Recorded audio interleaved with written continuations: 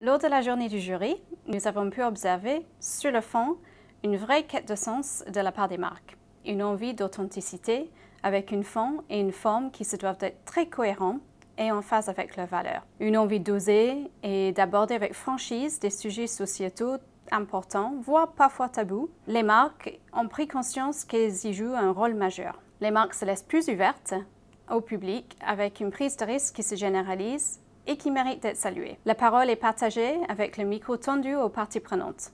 Faire parler de soi semble plus puissant que de parler de soi. En plus d'un retour du vrai narratif bien construit, il y a aussi parfois le retour du vrai bel objet, tel qu'un beau livre ou une belle photo. Un retour à la simplicité, l'efficacité, l'utilisation des images pour mieux vulgariser et relier des idées.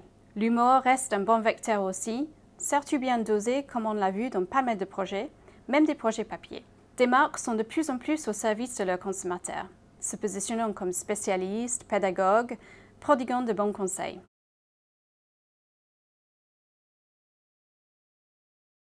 Il y a beaucoup de formats combinés, hybrides, avec un boom de la narration via l'audio. Beaucoup de sujets sur le recrutement et la marque employeur, voire de la mise en scène des employés eux-mêmes. Et pour capter l'attention et augmenter l'engagement des audiences internes, le choix des formats bien variés, des podcasts, des web-séries et des GT par exemple.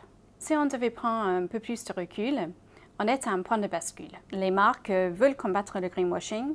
On sent qu'il y a une vraie prise de conscience à être authentique dans le discours et à éviter des formes déclaratives.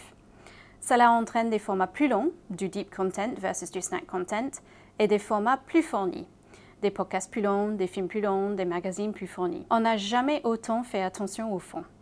Même les agences de communication développent pour elles-mêmes ce genre de contenu de marque pour se différencier les unes des autres. On entre dans une nouvelle ère de création, moins fantaisiste, on cherche qu'à porter un but, l'utilité.